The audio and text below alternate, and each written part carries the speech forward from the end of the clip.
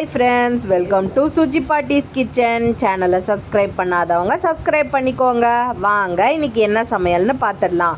இன்றைக்கி சண்டேன்றதுனால மண்ணீரல் வாங்கிட்டு வந்திருந்தோம். மண்ணீரலை சுவரொட்டின்னு சொல்லுவாங்க.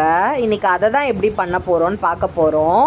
அதை முதல்ல எடுத்துகிட்டு வந்து க்ளீன் பண்ணிக்கோங்க. மேலே இருக்க லேயர், அந்த தின் லேயரெல்லாம் எடுத்துகிட்டு இந்த மாதிரி தண்ணியை ஊற்றி அதில் அந்த மண்ணீரலை போட்டு மஞ்சத்தூள் கொஞ்சம் போட்டு அதுக்கப்புறம் அதை வேக வைங்க. நல்லா வெந்து வரணும்.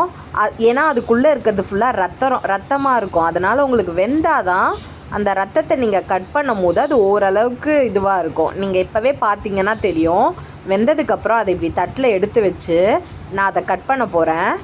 நல்லா பீஸாக கட் பண்ணுறேன். அப்புறம் உங்களுக்கு தெரியும். நல்லா பாருங்கள், ரத்தம் வரும். தெரியுதா? உங்களுக்கே இப்போ தெரிஞ்சிருக்கும். அதை நல்லா இந்த மாதிரி கட் பண்ணி வச்சுக்கோங்க. எண்ணெய் ஊற்றி சோம்பு போட்டு கருவேப்பிலை, அதுக்கப்புறம் வெங்காயம், சின்ன வெங்காயம் தான் எடுத்திருக்கேன். சின்ன வெங்காயம் இந்த மாதிரி நிறையா அதில் போட்டுக்கோங்க. போட்டுட்டு நல்லா வதக்குங்க.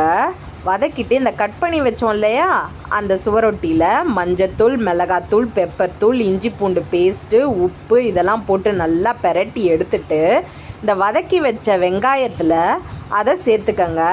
இதை சேர்த்ததுக்கப்புறம் நல்லா வதக்குங்க. ஆல்ரெடி அது வெந்திருக்கு கொஞ்சம், ஏன்னா அரைவேக்காடாக தான் எடுத்திருக்கோம்.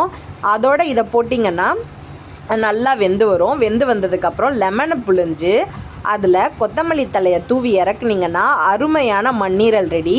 இதை சாப்பிட்டிங்கன்னா கண்டிப்பாக உடம்புக்கு நல்லது.